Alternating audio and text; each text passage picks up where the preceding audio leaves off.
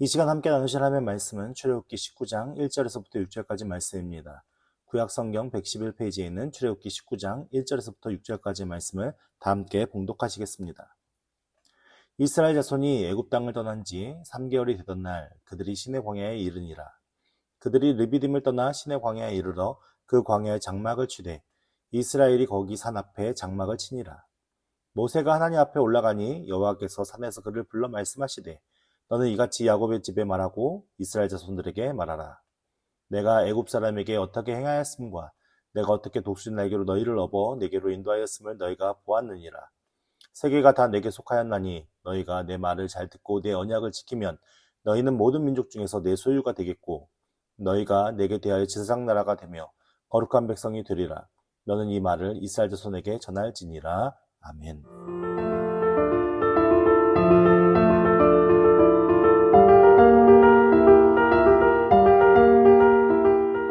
오늘 말씀에 보면 이스라엘 자손이 애굽을 떠난 지 3개월이 되던 날 그들이 시내 광야에 이르니라 라고 말씀하고 있습니다. 이스라엘 백성들이 언제 애굽 땅을 떠났죠? 처음 듣는 듯한 표정으로 저를 보시면 이스라엘 백성들이 유월절을 행했던 그 다음 날 이제 떠나게 되었는데 유월절 행했던 그 달을 이스라엘 백성들이 1월로 새해 첫 달로 하나님께서 제정하라 해서 그렇게 정했으니까 6월절은 첫 달 14일 날 지키게 되었고 15일 날 이제 애굽을 떠나서 오게 되었습니다. 그러니까는 애굽 땅을 떠난 지 3개월이 되었다는 얘기는 떠났을 때가 1월 15일이니까 2월 15일, 3월 15일 되었다는 얘기죠. 그리고 실질적으로 떠나서 여기까지 이르게 된 날짜가 며칠이에요? 3월 1일일 수도 있고 3월 19일일 수도 있는데 어쨌든 약 45일에서 60일 정도가 지난 이후의 시간을 이야기하는 겁니다. 근데 성경에서 하루길이라고 표현되는 그 하루길이 얼마인지 혹시 아세요? 하루길이 80리거든요. 성경에서 얘기하는 하루길이 80리. 근데 80리는 지금 그러니까 지금 그 킬로미터로 환산하다 보면은 32km 정도 나와요. 약 32km. 근데 실질적으로 이스라엘 백성들이 있었던 그 라암셋에서 지금 시내산 앞에까지 이르는 그 직선 거리가 320km 정도 된다고 하거든요. 그러니까는 정상적인 사람이 하루길씩 걸어서 오면 열흘 정도면 올 수 있는 길을 지금 얼마의 시간에 걸쳐서 온 거예요? 60일 정도, 45일에서 60일 정도의 시간에 걸쳐서 지금 이르게 된 거예요. 그러니까 그거에 대한 여러 가지 많은 원인들이 있었겠죠. 뭐 아말렉과의 전투도 있었고, 그리고 또 워낙 대군이 이동하는 거였고, 그리고 애국 군대가 쳐들어왔었을 때 또 홍해를 건너는 일도 있었고, 여러 가지 많은 사건 사고가 있었지만 그래도 이스라엘 백성들은 하나님 인도하심에 따라서 지금 약 60일에 걸쳐 진행하면서 지금 시내산 앞에 이르게 되어 겁니다. 시내 광야에 이르렀고 그들이 2절 말씀에 보면 르비딤을 떠나 시내 광야에 이르러 그 광야에 장막을 치되 이스라엘이 거기 시내산 앞에 지금 장막을 치는 그런 과정에까지 약 60일 정도가 이르게 된 것입니다. 그러니까 그 여정 속에 이스라엘 백성들이 쭉 이동해왔던 그런 과정들을 보면 그 모든 것 가운데 하나님이 역사하셨고 하나님이 은혜를 주셨기 때문에 그들이 시내산까지 이르게 되었는데 모세가 이제 시내산의 앞에 장막을 쳐가지고 그 산 앞에 이제 이스라엘 백성들이 진을 쳤을 때 모세가 이제 하나님 앞에 올라가는데 여호와 하나님께서 모세를 부르신 거죠. 여호와께서 산에서 그를 불러 말씀하시되라고 이제 3절 말씀에 말씀하고 있잖아요. 근데 하나님이 아니고 누가 불렀다고 그랬어요? 여호와께서라는 표현을 쓴 이유가 무엇일까요? 여호와 하면은 무엇을 알아야 한다고요? 언약의 하나님이라는 걸 알아야 한다고 그랬죠. 여호와께서 산에서 그 모세를 불러서 말씀하시는데 뭐라고 말씀하시면 너는 이같이 야곱의 집에 말하고 이스라엘 자손에게 말하라 라고 말씀하고 있습니다. 야곱의 집은 누구를 가리키는 걸까요? 이스라엘 자손들을 얘기하는 거죠. 그러면 이스라엘 자손들은 이스라엘 자손이잖아요. 똑같은 이스라엘 자손들에게 말해라, 내 이야기를 전해라 라고 말하고 있는데 앞에는 뭘 표현하고 있어요? 야곱의 집.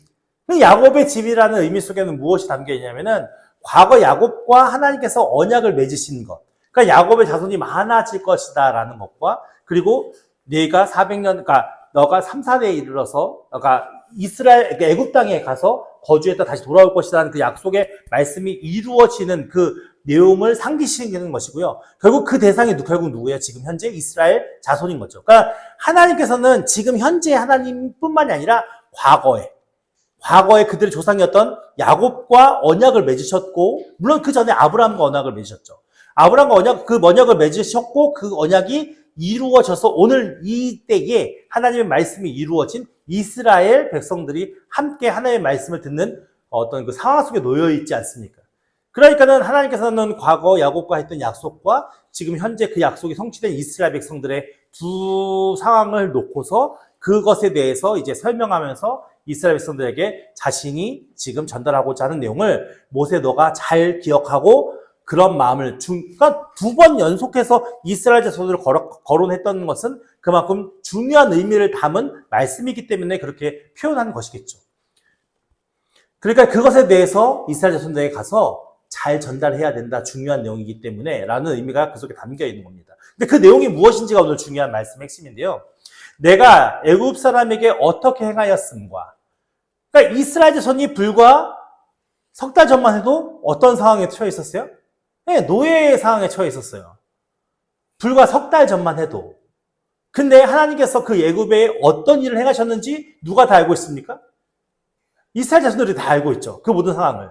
그러니까 하나님께서 애굽 사람들 사이에 그들 가운데서 이스라엘 백성들에게 어떤 은혜를 주셨고 애굽 사람들에게 어떤 일을 행하셨는지를 다 누가 알아야 한다는 거예요? 네, 이스라엘 지금 자손들이 다 알아야 한다는 거예요. 그리고 내가 어떻게 독수리 날개로 너희를 업어 내게로 인도하였음을 너희가 보았느니라.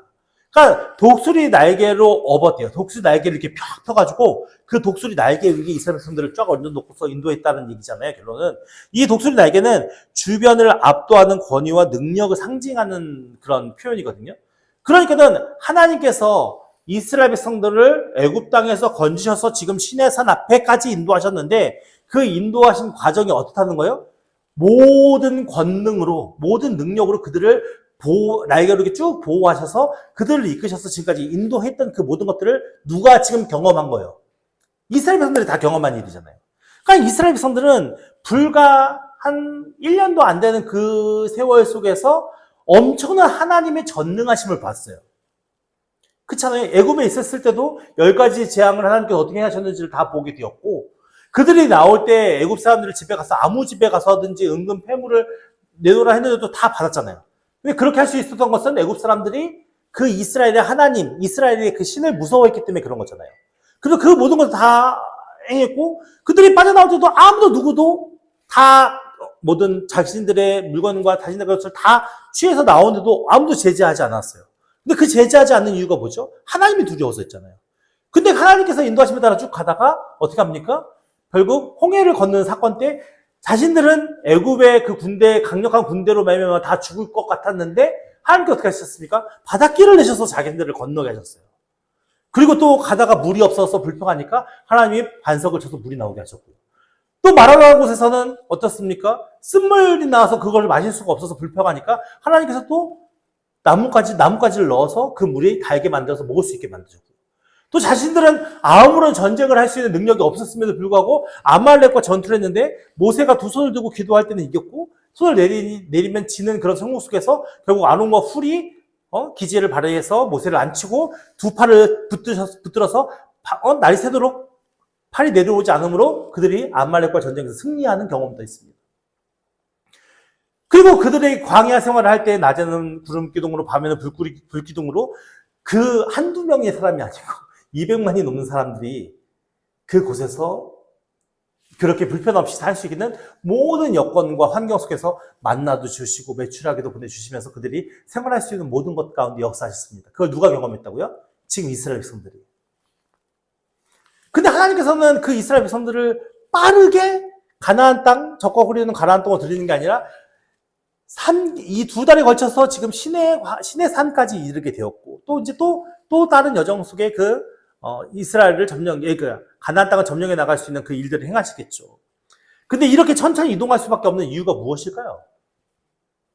그리고 하나님께서는 왜 이렇게 계속 끊임없이 그들에게 이적과 기적을 보여주셨을까요?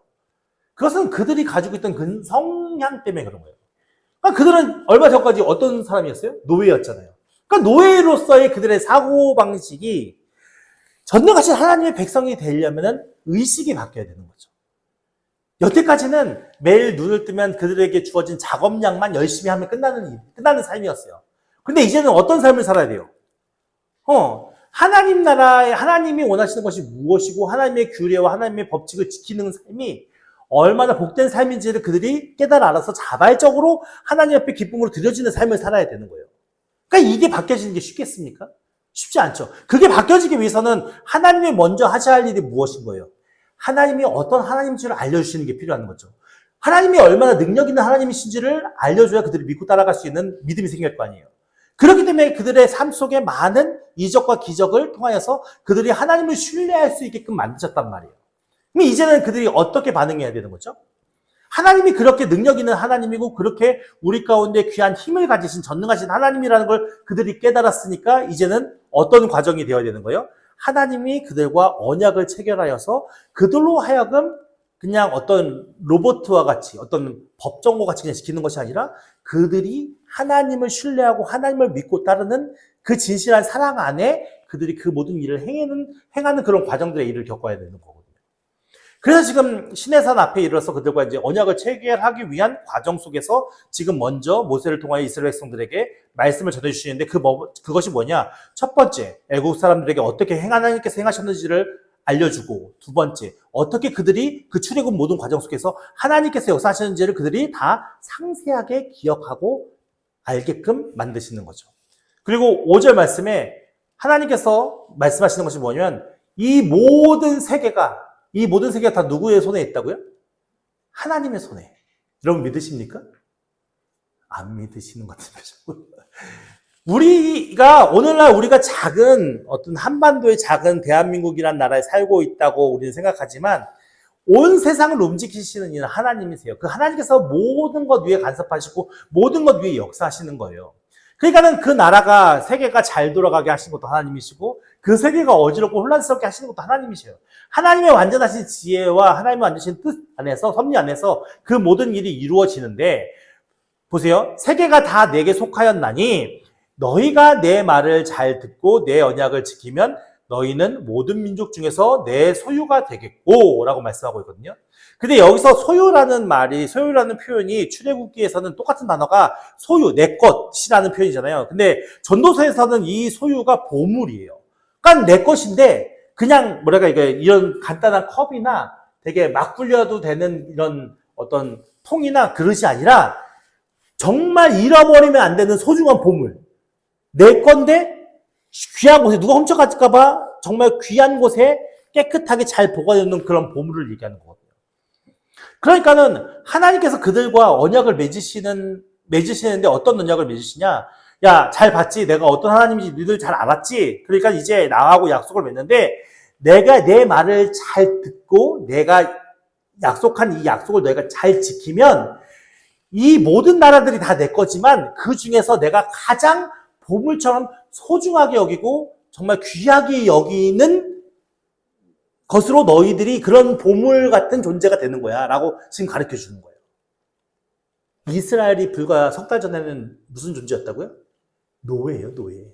사람들한테서도 손가락질 당하고 어떻게 보면은 사람 취급 당하지 않았던 어떤 물건이나 그런 취급 당했던 사람들이 이스라엘 사람들이에요. 근데 하나님께서는 그 이스라엘 사람들을 지금 어떤 취급해 주시겠다는 거예요? 내가 갖는 그 어떤 보물보다도 소중한 보물처럼 너희를 대할 거야. 이게 얼마나 귀한 일입니까?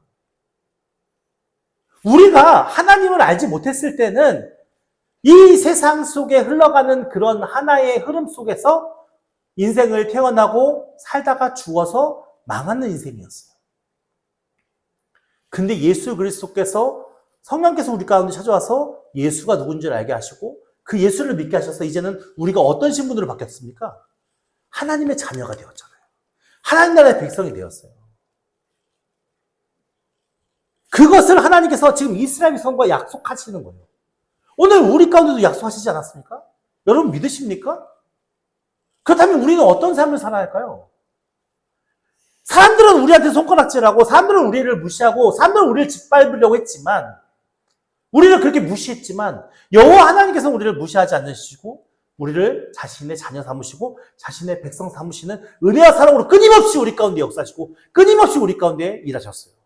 여러분 보시지 않습니까? 우리의 삶이 증명하고 있고 우리의 삶이 그 하나님이 얼마나 크신 분이고 얼마나 능력으로 우리를 붙드셨는지를 가르쳐 보여주고 있어요.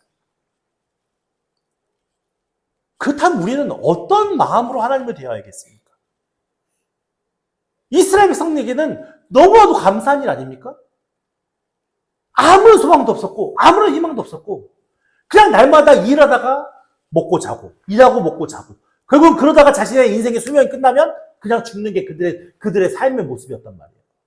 근데 이제 어떤 나라가 어떤 존재가 되었다고요? 하나님께서 택하셔서 그들 가운데 은혜를 부어주셔서 하나님이 어떤 분이신지를 보여주셨고 그들에게 믿음을 주시고 지금 그 가운데 하나님께서 언약을 체결하셔서 내가 어떤 누구보다도 귀하게 소중하게 생각하는 내 보물이 내 삼을 거야 라고 지금 약속을 해주시는 과정 속에 그러니까 이스라엘에게는 너무나도 큰 은혜고 너무나도 기쁨이고 너무나도 큰 하나님의 사랑이었던 것이죠. 근데 하나님께서 왜 이렇게 하셨을까가 6절 말씀에 나옵니다. 왜 이렇게 하셨냐면은 너희가 내게 대하여 어떤 나라가 된다고요? 제사장 나라가 된대요. 제사장이 하는 역할이 무엇입니까? 제사장이 하는 역할은 하나님과 백성 사이를 화목하게 만드는 거예요. 하나님은 불완전하신 분이십니까? 아니잖아요. 하나님은 완전하신 하나님이에요. 그 하나님 쪽에는 아무 문제가 없어요. 결국 문제가 생기는 쪽은 어디죠? 네, 사람들이에요. 백성들이 문제가 생겨요. 그 백성들에게 문제가 생기면 어떡합니까? 그 백성들의 죄를 씻게 하기 위해서 하나님 앞에 희생 제물을 드리고 제사를 지내는 것이 제사장이 하는 역할이에요. 그러니까 결국 그 과정 속에 제사장은 백성과 하나님 사이를 중재하는 역할을 하는데 중요한 것은 너희가 내게 대하여 제사장 나라가 되며 거룩한 백성이 되리라 라는 말씀은 결국 누구를 향해 있는 말씀입니까? 이스라엘 백성만을 위한 말씀입니까? 결국 제사장 나라가 된다는 것은 이 이스라엘이라는 이 샘플 모델링을 통해서 하나님을 섬기는 나라가 받는 복이 그 나라 안에 이루어지는 은혜의 복이 얼마나 귀한 것인지를 이방 나라들로 보여지게 하는 것이고요. 그 이방 나라들로 보여지게 하는 그 일들을 통해서 결국 뭐예요? 온 각국이, 온 세계가 다 하나님을 경배하고 하나님을 예배할 수 있는 그런 축복의 통로로 거룩하게 구별되게 택하신 것이다 라는 것이 6절 말씀을 통해서 확인해 볼 수 있는 것입니다. 그러니까 이스라엘 백성이 받은 사명은 무엇이냐면요. 자신들이 하나님이 베푸신 은혜에 감사하고 기쁨으로 그것에 화답하여서 하나님과 언약을 맺는데 그 언약을 잘 지킴을 통해서 그들이 자발적으로 하나님을 사랑하는 그 마음속에 그 하나님의 진실된 그 말씀을 믿음으로 믿어 그들의 삶에서 보여주는 그 모습들을 통해서 결국 어떻게 한다고요? 이방 나라들이 주님께로 하나님께로 돌아올 수 있는 축복의 통로로 쓰임 받는 것이 그 이스라엘 백성이 받은 사명이라고요. 너는 이 말을 이스라엘 자손에게 전할지니라 라고 말씀하고 있습니다. 오늘 우리에게 하나님께서 은혜와 사랑을 베푸셔서 하나님 백성 자녀 삼아주셨습니다. 그럼 우리가 해야 할 역할은 무엇일까요? 우리가 해야 할 역할이 이스라엘 백성 역할과 다르지 않지 않습니까? 오늘 우리가 믿음 안에서 살아가고 우리가 믿음 안에서 행하는 모든 것들 그냥 단순히 하나님 내가 이 말씀을 지키면 복을 받고 이 말씀을 안 지키면 벌을 받으니까 제가 이 말씀 열심히 지킵니다. 이런 과정입니까? 지금 이스라엘과 언약을 맺어가는 과정을 보면 하나님이 어떻게 행하셨고 어떤 일을 행하셨는지를 먼저 상기시켜 줍니다. 결국 그것은 뭐냐면 하나님의 한량없는 사랑이 우리 가운데 얼마나 풍성하게 임했는지를 깨달아 알게 하시는 거예요. 우리가 그것이 알아진다면 당연히 하나님이 우리에게 약속하신 그 약속을 지키며 사는 게 우리의 당연한 의무와 책임이겠죠. 그 언약을 맺으면 하나님께서 우리의 삶을 책임져 주시고 보호해 주신답니다. 그것이 열매 맺는 그 모습들이 누구에게 보여주길 원하는 거예요? 물론 제 마음속에 우리의 마음속에 채워지고 하나님에게도 알려지는 게 중요하고 그것이 드려지는 것도 중요하지만 결국 그게 열매 맺는 것은 믿지 않는 자들이 우리들의 모습을 보고 우리의 어떤 신앙의 하나님을 향한 그 믿음의 모습들을 보고 저들 마음속에 무엇을 찾는 소망이 생기는 거예요. 하나님을 찾을 수 있는 소망으로 축복의 통로로 쓰임받기를 원하는 것이 하나님의 뜻이라는 겁니다. 그러니까 오늘은 우리만 잘 되면 되는 겁니까? 우리만 하나님 앞에 복 받으면 끝입니까? 아니요, 그렇지 않습니다.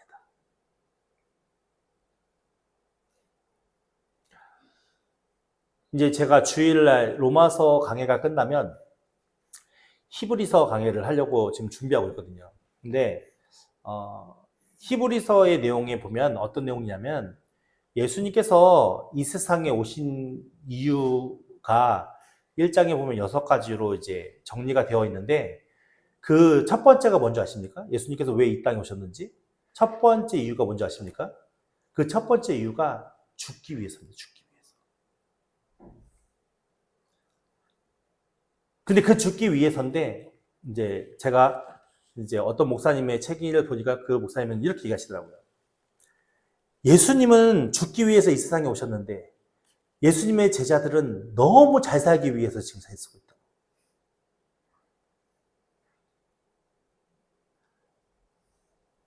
그 말씀을 듣는데 오늘 우리가 하나님을 믿는 믿음의 방향이 무엇인가? 너무 잘못되어 있지 않은가? 이런 생각이 들었습니다.